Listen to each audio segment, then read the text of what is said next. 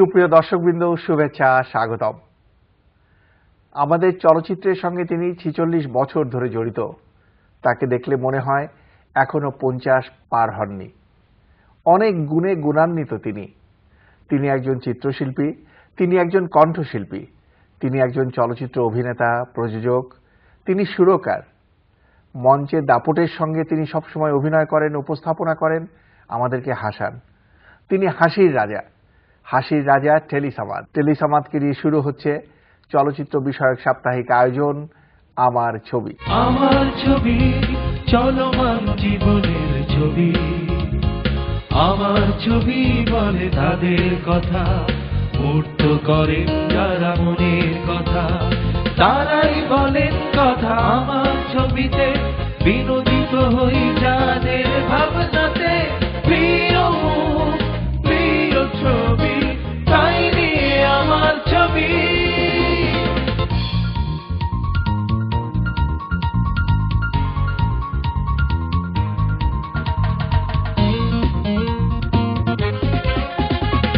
আঁকেন যারা স্বপ্নের ছবি, প্রিয় মুখ, প্রিয় ছবি, আমার ছবি, আমার ছবি, আমাদের চলচ্চিত্রের ছবি।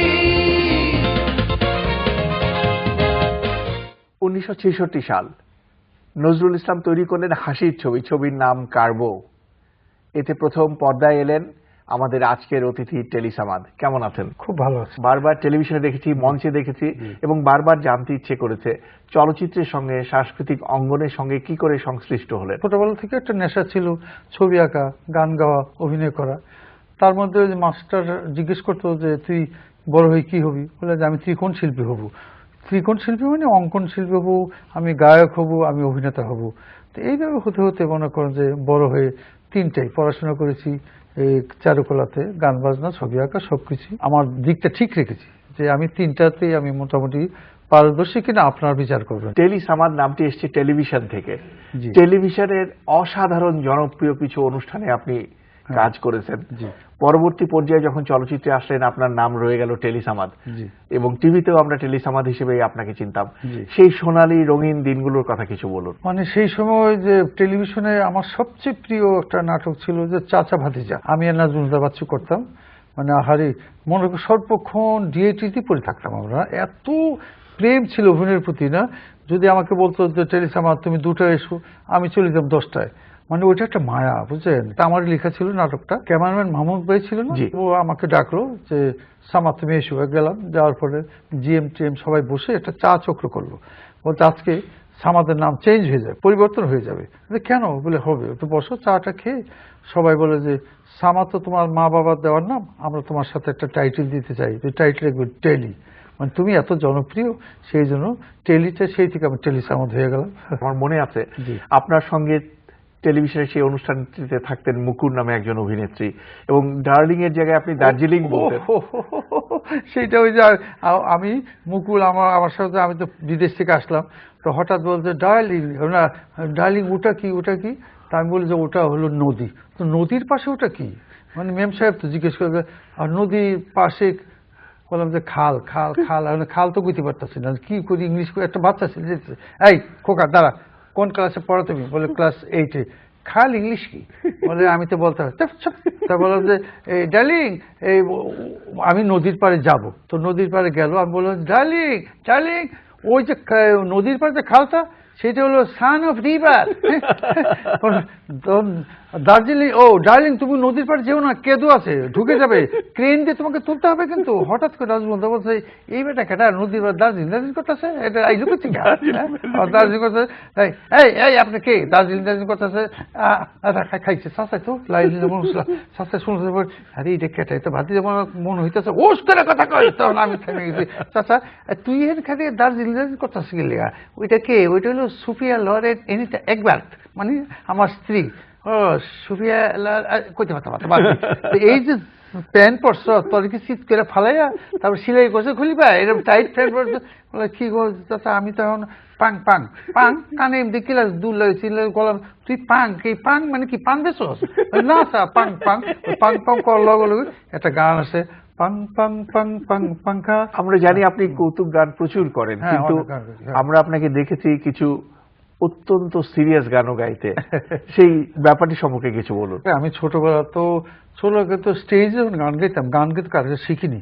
আমার বাবা একজন খুব ভালো গায়ক ছিল, আমার বড় ভাই বিখ্যাত অঙ্কন শিল্পী, বিখ্যাত গায়ক, আমার ছোট ভাইটাও ভালো গান গাইতো, অভিনয় করতো। তো সেই সুবাদে আমি হয়তো গান টান করতাম। তার মধ্যে যখন স্কুল কলেজে স্টেজে গাইতাম তখন খুব সিরিয়াস গান গাইতাম। কলেজে একটা সিরিয়াস গান খুব বারবার গাইতাম। গানটা ছিল শ্যামমিত্রের গান, হো হো হো তোরি খানি ভাসিয়ে দিলেন ওই কুলে, তোরি খানি ভাসিয়ে দিলেন ওই কুলে, ও গো যখন তুমি এলে আবার সব ভুলে। 1973 সাল মেহমুদ তৈরি করলেন পায়ে চলার পথ ছবিটি। ছবিতে অভিনয় করলেন টেলি সামাদ। অনেকদিন পর আপনার পর্দায় মুক্তি পেল এই ছবিটি, জি। 66 সালের পর। জি। সেই ব্যাপারটি সম্পর্কে কিছু বলুন। আমি প্রথম টাইটেলটা পেয়ে গেলাম, টেলি টাইটেল। জি। তারপরে মাহমুদ সাহেব ছবিটা আরম্ভ করলো। আমার খুব মনে আছে যে সাইবুদ্দিন ভাই আর আমি ছিলাম ওই ছবিতে। আমি ছিলাম সাইবুদ্দিন ভাইয়ের শ্যালক, ওনার মিষ্টির দোকান ছিল আর কি। তো সারাদিন আমাকে রেখে চলে যেত। আমি মিষ্টি খেয়ে খেয়ে পয়সা চুরি করে বলছে এত মিষ্টি কম কেন, বিক্রি হয়েছে স্যার, বিক্রি হয়েছে। আর দুলাভাই বিক্রি হয়েছে মানে উনি বাকি নিছে না, তো বাকি তো পয়সা কখন তুই বাকি দেশ কেন, পরে আজকে শেষ করে তো লঙ্গি ঝাড়াতে পয়সা চুরিও করছ দিচ্ছে মায়ের। তো সেই ছবিতে দেখেন খুব পাবলিক নিছে। তারপরে থেকে শুরু হলো যে আপনার চলা। হ্যাঁ, প্রত্যেক দেখেন কি সুন্দর নাম, পায়ে চলার পথ না। জি, জি। এই পায়ে চলার পথ, সিঁড়ি বেয়ে কোথায় চলে গেলাম আমি। আরে রং অনুসম তো ঠিক ওই ভাবছিলাম, যা ফিরতাম না কদ্দুর গিয়া কুদুর জব্বর খিদা লাগলো। তোর এই খিদা শুদ্ধ তোর আমি লাথি দিয়ে বাই করে দেবো। কি মনে করছস, কি মনে করছ? আরে আমি তো গিয়েছিলাম গো, তাই খিদা লাগছে তো। 1974 সাল রুহুল আমিন তৈরি করলেন বেঈমান ছবিটি। এই ছবিতে আমরা পেলাম আমাদের আজকের অতিথি টেলি সামাদকে। খুব ভালো লাগছে ছবিটা, সেই আমি কবরী, জি, জি। রাজ্জাক ভাই, আহারে কত দৃশ্য দেখেছি, মানে অভিনয়ের পরও মানে আপনজনের সব অনেক কিছু সাক্ষী ছিলাম আমি তখন, বুঝলেন। আমাকে সবাই খুব আদর করতো, রাজ্জাক ভাই খুব আদর করতো, আমার সাংঘাতিক। কিন্তু একটা জিনিস বলি, রাজ্জাক সাহেব কোনোদিন আমাকে এই টেলি এরকম ডাক দেয়নি, সবসময় টেলি সাহেব বলে বলতো শুরু থেকে। তখন বলতাম যে ওনার সম্মান বোধ আছে না, কাকে কিভাবে সম্মান দিতে হয় সেটা উনি করতো। কালকা কই আসলে? হ্যাঁ, বিমার ছিল মন্ত্রীজি। বিমার? কিসের বিমার? ঝুমরু সর্দারের মাইয়া ঝুম নিন। তুমি বহুত চালাক মন্ত্রীজি। ওই ধর ভেটকি দিছে, তা না হইলে তোমার মতন বলত ছড়াইয়া কেমনে ভাত খাই। 1975 সাল প্রমোদ কারের নামের আড়ালে খানাতা তৈরি করলেন অসাধারণ এক ছবি, গ্রাম বাংলার ছবি। যে ছবির মাধ্যমে টেলি সামাদ রাতারাতি সারা বাংলাদেশে আলোড়িত হলেন, তারকা খ্যাতি পেলেন। ছবির নাম সুজন সখী। সেই দিনগুলোর কথা, সেই চরিত্রটির কথা। সেই চরিত্রটি এত চমৎকার ছিল যে আমি খানা থেকে বলতাম জেঠা। তো জেঠার দোকানে চাকরি করতাম, কিন্তু যখনই বেতন চাইতাম যে মাসে বেতন আগামী মাসে তোর বেতন বাড়াই দিলাম, আয় হ্যারি 5 বছর চাকরি করলাম, বেতন খেলে বাড়ি, বেতন আর পাই না। তো আমি করতাম বিস্কিট চুরি করতাম, টাকা চুরি করতাম, কলা চুরি করতাম, কলার ভিতরে সিকি আদুলি সব ঢুকে রাখতাম। ওই যখন বাইরে যেতাম তখন কলা টলা খেয়ে পয়সা পকেট করতাম। ওই ছবির মধ্যে কবিরকে আমি ভালোবাসতাম মনে মনে না। কবির জন্য আপনার অনেক কিছু নিয়ে যেতাম, ফকির ধরতাম, ওই ফকির কাছে যেতাম। তো ফকির ছিল রানু ভাই, আহারে রানু ভাইকে বেছে নেই, কি সুন্দর ছিল। তো রানু ভাই গেলে আজকে এইটা দিলে এইটা হবে, এইটা দিলে সেটা দেখে দেখে টাকা নেই, দেয় না। তখন একদিন গিয়ে বল যে এইটা হলে এইটা হবে, তো মারা যে খাইছি এমন মাই। তারপরে আমি একদিন স্নো পাউডার আলতা চুরি করে কবির জন্য নিয়ে গেছি। করতে গেছো? বলে কেন, তোমার দোকান থেকে চুরি করছি।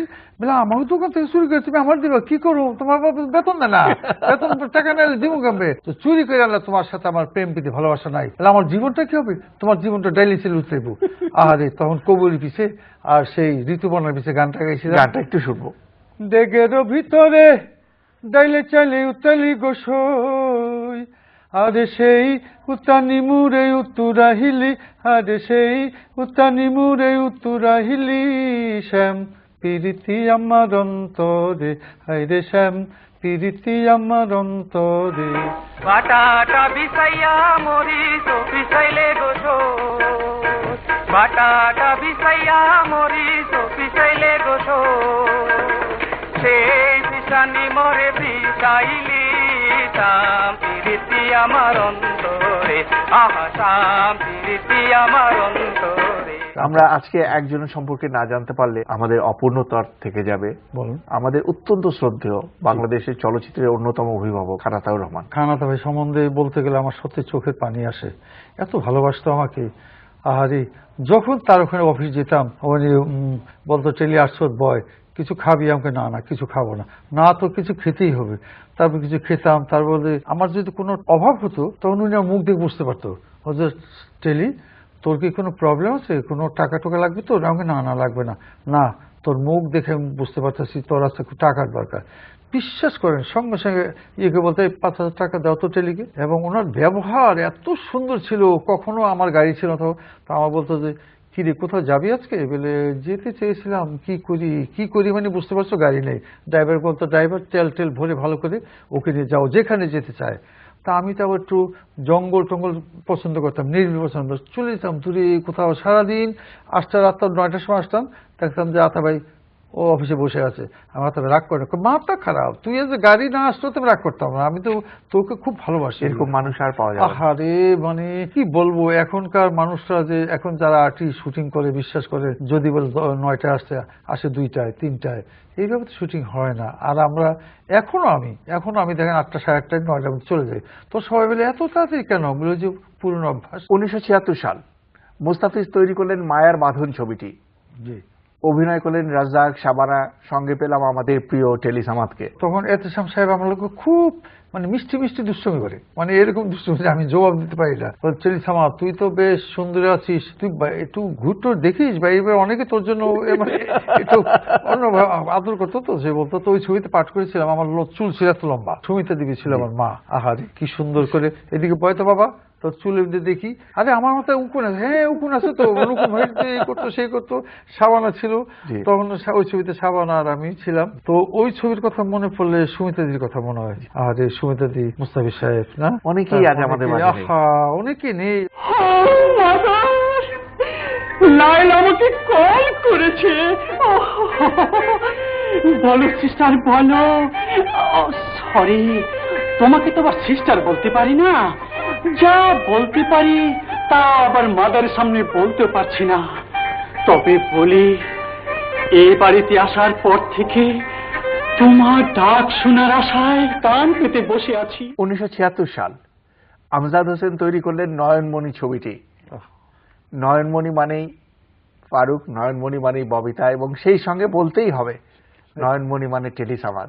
অসাধারণ, অপূর্ব। মনে পড়ে যে এটিএম শামসুজ্জামান আমাদের বিপক্ষে লোক ছিল, গান বাজনা পছন্দ করতো না। তো একদিন আমরা গান করতেছি, গানটা হলো কোন কিতাবে লেখা আছে গো হারাম বাজনা গান। এমনি সময় এটিএম শামসুজ্জামান আসলো, আইসা তো এইখানে গান বাজনা গ্যারামে হইতেছে, আমাদের মারতেছে, থাপ্পড় দিতেছে, গান গাছ।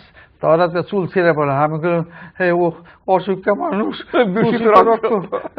কালো জ্বর আছে, আমার মেয়ে কি হবে, আমার আমি জায়গা। এই করতে করতে শেষের দিকে আমাকে গ্রাম থেকে যখন বের করে, তখন আমার একটা গরু ছিল, তো একটা গাধা ঘোড়ার মধ্যে উঠা গরুটা রশি দিয়ে টানতে করেছি, চলে যাচ্ছি গো গ্রাম সাইরা। সবাই আর কই যাস? আমি জায়গা, আমার তো এই দেশে থাকে আর কোনো লাভ নাই, মাই দুটি খামো করতো, একটা গরু আর গোড়া ঢেলে জায়গা। আরে নাম একটু চা খেয়ে যা, মানে চা খেলে 1 কাপ খাবো না, 7-8 কাপ খাওয়াইতে লাগে। দোকানে 7-8 কাপ চা খাওয়াইলো। মন্ডল চাচা, আমি অসুস্থ মানুষ, দূষিত রক্ত, চোখে আন্ধার দেহি, রাইতে রাইতে আমার কালা ধরায়, আমারে দূরা মারার আগে আমি মইরা যাবো। মন্ডল চাচা বুঝছেন? 1977 সাল অশোক ঘোষ তৈরি করলেন বাণিজ্যিক ছবি সারা জাগানো বাণিজ্যিক ছবি মতিমহল। পেলাম রাজ্জাক ভাইকে, পেলাম কবরী ম্যাডামকে, সঙ্গে থাকলেন টেলিসামাদ এবং তার গান। ওই ছবিতে গানটা আমি গিয়েছি, প্লেব্যাক আমি ছিলাম। তো আমি হলাম রাজ দরবারে থাকি, হঠাৎ করে সখীরা সব সুন্দরী আর 10-15 জন এসে আমাকে ঘিরে ধরলো। তাহলে কি চাও? বলে কেউ বললাম কলিজা চাই, কেউ বলে গুড়জা চাই, কেউ বলে ফ্যাপসা চাই। হায় হারি, এত কলিজা গুড়জা আমি কই থেকে দেবো? দাঁড়াও দাঁড়াও, তখন তো দাঁড়াও দাঁড়াও দাঁড়াও। তো আমি গেলাম পাকঘরে, পাকঘরে একটা কলিজা পেলাম, কলিজাটা নিয়ে আসলাম, গানটা গিয়েছিলাম। দিওয়ানা বানাইয়া খাইবায়া মাই গিল্লা, এত কলিজা কোথায় পাবো, হায় হায় গো, দিওয়ানা বানাইয়া খাইবায়া মাই গিল্লা। কুলসুম রাইতে কইয়া দিতে ভালোবাসে আমারে, এই কথাই আমি যেন বলি না গো তোমারে। জোরি না বিহানে কইছে প্রেম করে আমারে, এই কথা ফাঁস হইলে হারাবো যে তাহারে। তোমাদের প্রেমের বন্যায় জীবন ভাইসা যায়, দিওয়ানা বানাইয়া খাইবাই আমায় গিল্লা। সেই অশোক দাও আমাদের মাঝে নেই। আরে অশোক দা, আমার একটা কথা মনে পড়ে, অশোক দা যেই ছবিতে কাজ করেছি আমাকে মেয়ে সাজতেই হবে। হ্যাঁ, আমার মেয়ে সাজতে হবে। একটা ছবির মধ্যে যে আমি ছিল শবনাম, তো আমি বললাম যে শবনাম ম্যাডাম দেখেন তো কে বেশি সুন্দরী, আপনি না আমি। 1977 সাল আব্দুল লতিফ বাচ্চু তৈরি করলেন মিষ্টি এক প্রেমের ছবি, ছবির নাম জাদুর বাঁশি। অভিনয় করলেন অপু সারোয়ার, সুচরিতা, নায়ক রাজ্জাক, সঙ্গে থাকলেন টেলিসামাদ। সেই ছবিটা করতে গিয়ে আমরা প্রথম গেলাম আপনার বান্দরবান। বান্দরবান যাওয়ার পরে গাড়িগুলি সব পাহাড় থেকে নিচে নামলো। তো বাচ্চু ভাই বললো যে এইখানে চলবে না, এইখানে চলবে না, তো কোথায় যেতে হবে? আমরা ইসে চলে যাবো কক্সবাজার। এটা মনে আছে যে সাম্পান বেয়ে বেয়ে না, এবার থেকে ওপার। বুঝি কম তোমারে পাইছি। কে পাইছে? বেড়ামে বেড়ামে? হ, যেই বেড়ামে মজনু গেছে, আরো গেছে মিয়া ফরহাদ, আর এই বেবাক বেড়াইমা গো মিছিলে গেছে আমার দাদা মরহুম মৌলবী মোহাম্মদ আলী। দীর্ঘদিন পর এই ছবিতে আমরা পেলাম সুলতানা জামানকে। ওনাকে আমি ভাবি বলতাম, খুব আদর করতো আমাকে। উনি অসুস্থ এখন। আহারে, আমি কয়েকদিন বলেছি যে আমাকে একটু যে নিয়ে যেত, তাহলে সত্যি আমাকে দেখতে যেতাম। খুব ভালো আর্টিস্ট ছিল, একদম মিষ্টি করে কথা বলতো। সুলতানা জামান খুবই ভালো ছিল। আমি দোয়া করি উনি ভালো হয়ে যাক, ওনার শরীর স্বাস্থ্য সবকিছু আবার সুন্দর হোক। 1978 সাল আজিজুর রহমান তৈরি করলেন সারা জাগানো ছবি, দেশ কাঁপানো ছবি, ছবির নাম অশিক্ষিত। আমরা জানবো সেই চরিত্রটি সম্পর্কে। ঢাকাতে বলতে আমার চাকরিটা ছিল, তখন আমি মাঝে মাঝে গ্রামে যেতাম। গ্রামে রাজ্জাককে বলতাম তোর জন্য বিরাট চাকরি রাখছি, আমি তো অনেক চাকরি করি, আমার সাথে তো অফিসই খোলে না, এরকমটা অবস্থা। মানে আমি হলাম আসল মেইন আর কি অফিসের। ওই ছিল গ্রামে পাহাড়টা। তখন ওনাকে আমি বলছি তুই চিন্তা করিস না, চিঠি লিখতাম, আমি বলতাম যে তুই কোন চিন্তা করিস, আমি শিগগির আসতেছি, তোকে ঢাকা শহরে চাকরির জন্য নিয়ে আসবো। এইভাবে অশিক্ষিত মধ্যে খুব সুন্দর চরিত্র ছিল। অনেক চরিত্রের কথা মনেও পড়লাম। আজিজ ভাইয়ের অনেক ছবিতে আপনি কাজ করেছেন। আরে বাপরে বাপ, আজিজ ভাই তো সাংঘাতিক, মানে একসঙ্গে 4টা শুরু করতো না, এক 4টার মধ্যে আমি আজিজ বলতো, আজিজ ভাই আপনি এতগুলো মনে রাখেন কি করে? আজিজ ভাই প্রায় ছবিতে আমি ছিলাম এবং টেকনিক্যালি খুবই সাউন্ড ছিলেন, খুব সাংঘাতিক, খুব ভালো। মানে যদি বলতাম আজিজ ভাই আজকে আমার কক্সবাজার যেতে হবে, তোর ফ্লাইট কয়টায়? তো ফ্লাইট বলতাম যে 12টায়। আর চিন্তা করছি দাঁড়া, মানে কিভাবে যে অ্যারেঞ্জ করতো, মানে সে কাটা কাটা শর্টে মনে হয় যে পুরা আমি আছি। মানে এরকম অনেক ডাইরেক্টর দেখি না। আমি অফিসের দুয়ার খুলে না দিলে আমার সাহেব ঢুকতেই পারে না। আমি চেয়ার মুচ্ছা না দিলে আমার সাহেব বসতেই পারে না। হ্যাঁ, আমি ফাইলিং এ সিলিং না দিলে আমার সাহেব সই করতে পারে না। বাপরে, এত কাম তুই করো? আরো কত বিগ বিগ ওয়ার্কিং। সুপ্রিয় দর্শকবৃন্দ, আমাদের জন্য নির্ধারিত সময় প্রায় শেষ। আগামী সপ্তাহে আবারও কথা হবে।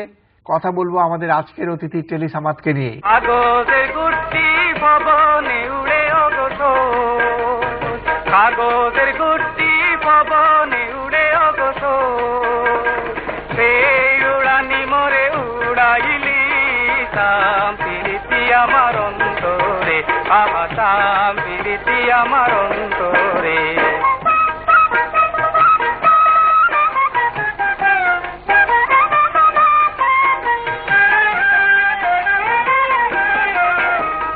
ল্যান্টনের ভিতরে সাদা তেল জ্বলে অগোচর, ল্যান্টনের ভিতরে সাদা